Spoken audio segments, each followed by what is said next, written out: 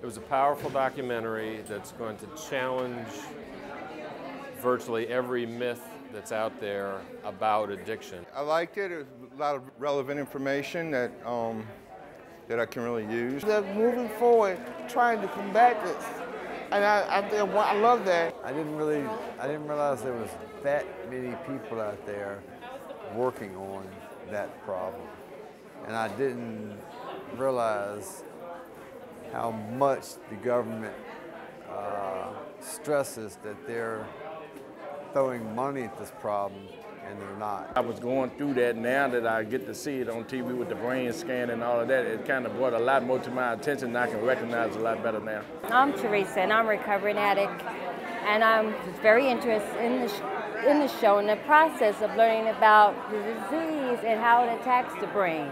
You know, I'm just grateful that, you know, it's being spoke about. Not in the closet anymore. It tells you that the majority of the kids, their immune system will be highly addictive. But yet still, we are giving them drugs, but yet still we're telling them drugs is wrong when they lie to them.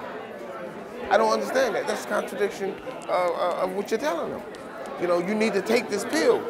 You need to do this, you need to do that. And then when they grow up and they start taking it on their own, you know, they're wrong. I started out as a child with ADHD back in the 60s, and I was medicated with Dexedrine. So my brain was already messed up, and then I started medicating myself, and then they diagnosed me with bipolar disorder. I stayed clean about 5 months, and then the weekend before last, I used some heroin and cocaine.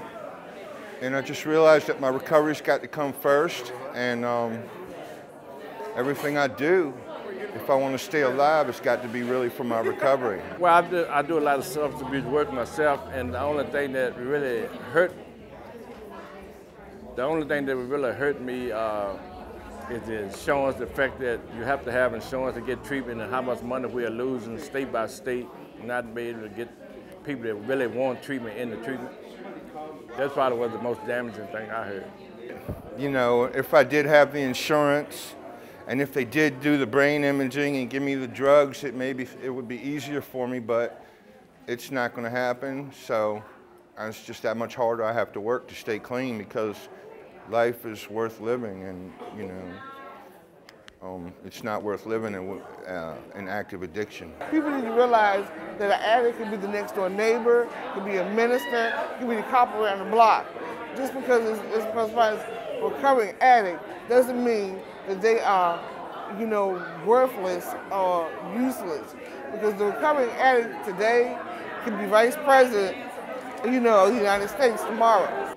I think we're light years away from where we need to be, but we're a whole lot closer tonight than we were yesterday, and that's as good as it's going to get for right now. I think we saw some rays of hope in Pennsylvania that people can get mobilized to take on the insurance industry and to demand what's rightfully theirs. And I think it's about time that that happens all across the United States.